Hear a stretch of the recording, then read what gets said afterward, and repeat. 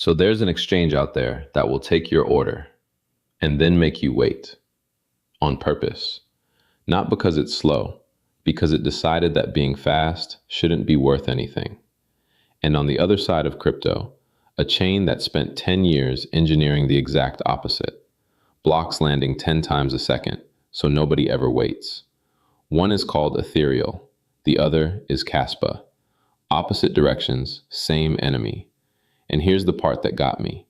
The man behind one of them wrote the paper that the Ethereum whitepaper credits by name. Quick thing first. Come build this with us. Our Discord is the Motion Room, and it's yours as much as mine. Early access gets videos before they go public.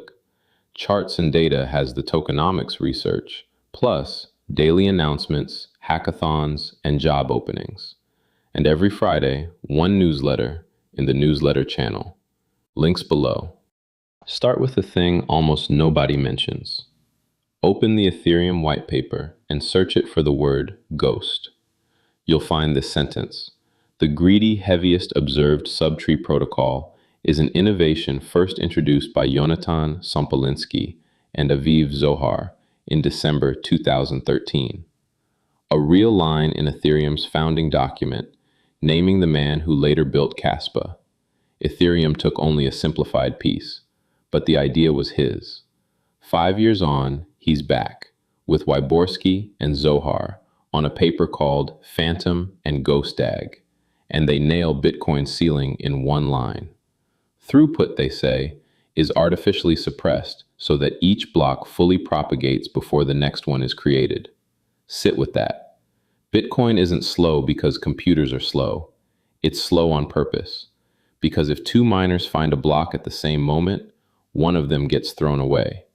So the protocol spaces everybody out, 10 minutes apart. And GhostDAG's answer is beautifully stubborn. Fine, let them collide, and I'll order the collisions afterwards. Don't discard the orphans, sort them. And there's a lovely bit of honesty in there. The pure version, Phantom, is NP hard, so they shipped a greedy approximation instead, and said so out loud in print. Hold on to that habit, it comes back. Ethereal starts somewhere completely different.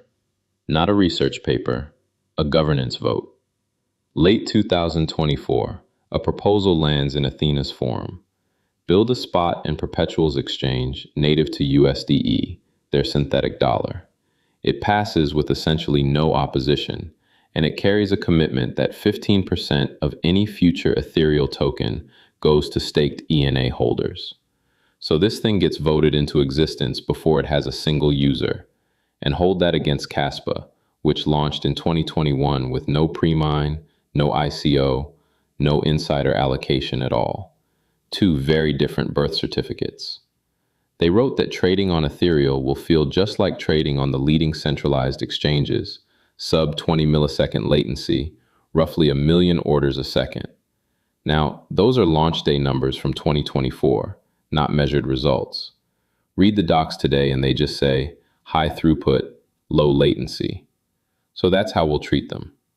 Ethereal was built as its own EVM app chain, settling on Arbitrum 1 with Celestia for data availability. And my favorite detail on the whole chain, the gas token is USDE. You pay for block space in a synthetic dollar, not ETH, dollars.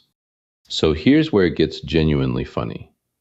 Ethereal builds this whole thing for centralized exchange speed, and then puts a speed bump right in the middle of it. It's called block execution. When their sequencer receives your order, one of two things happens. If you're a maker, posting a resting order, you go straight through, immediately. But if you're a taker, the one crossing the spread and hitting somebody else's order, you get held in a queue until the end of the block. And then everybody in that block gets matched at once. Why? Their reason, in their own words, takers submitting within the same block are treated equally regardless of connection speed. Read that again. The guy with the fiber line into the data center and the guy on a laptop arrive at the same time. That's an exchange choosing to be slower in one very specific place so that speed stops being a weapon. Now watch Kaspa do the mirror image. May 2025. A hard fork called Crescendo takes the network from 1 block per second to 10. 10 times the blocks every second landing in parallel. And that only works because Ghost Egg already stopped throwing the collisions away. The orphan problem had to be solved first. One team made the fast lane fair, the other made the road 10 lanes wide. And then 6 weeks ago, something happened to Kaspa that I don't think has landed yet. June 30th, 4:15 UTC. A hard fork called Takata activated on mainnet. The release note calls it native layer 1 covenant programming, plus infrastructure for zero-knowledge applications. So the chain that sold itself as Bitcoin's proof of work without the weight just became programmable at the base layer. Two changes matter most. One adds a single opcode that lets a script verify a zero-knowledge proof. The other brings covenants. A script can inspect the transaction spending it and impose conditions on it. But here's the part I respect most, and I want to be careful this is not a dig. Kaspa's own proposal document says its layer 2s have historically relied on centralized or semi-centralized solutions, multi-sig wallets, multi-party computation, to move assets between layers. That's a project diagnosing its own weakest joint, in writing, inside the very proposal that fixes it. Remember that habit from the Ghost Egg paper? There it is again. And people are already building on top. A contract language called SilverScript compiles down to Kaspa script. Experimental, and they say so. Igra Network hit public mainnet in March, a permissionless EVM layer on Kaspa, and its roadmap for the back half of this year is agent-native infrastructure for machine-to-machine payments. That's the honest AI angle. Plumbing for agents, not a chatbot. Now, here's what you need to know if you go looking for Ethereal today, because a lot of the coverage hasn't caught up. It isn't called Ethereal anymore. It's Meridian, and it moved. Their new site says it right at the top, powered by Robinhood Chain. Yes, that Robinhood. Their layer 2 went live on the 1st of July. The product shifted too. Meridian's documentation describes a prediction markets venue, settled in USDE, sitting alongside real-world asset perpetuals. And look at what replaced the order book. They run a short request for quote auction. You broadcast the size and the prediction you want, and market makers compete to take the other side at the best odds.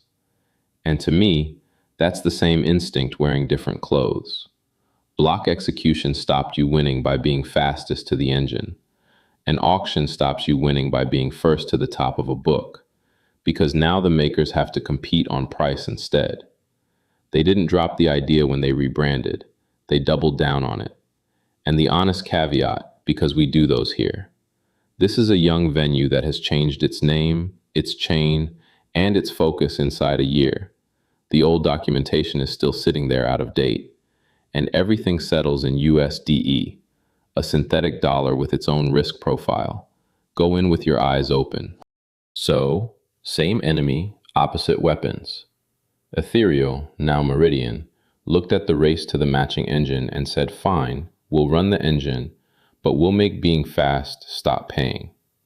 Kaspa looked at the same race and said, no, the problem is there's only one lane, so we'll build 10 a second, and now you can program on top of them. And I genuinely don't think one is right and the other wrong. They're answers to the same question, asked at different altitudes. Here's what you can do with this. Open Kaspa's improvement proposals on GitHub and read the Covenants one. Then read Ethereal's block execution page, still up, next to Meridian's auction page. Same team, two goes at the same problem. And the takeaway I'd hold on to. Next time anyone advertises a speed number at you, don't ask how fast. Ask who the speed is for. If this was useful, subscribe. We do this every week. Join us in the Motion Room on Discord. Grab the Friday newsletter and tell me in the comments which side you'd bet on. The app that slows itself down or the chain that speeds everything up.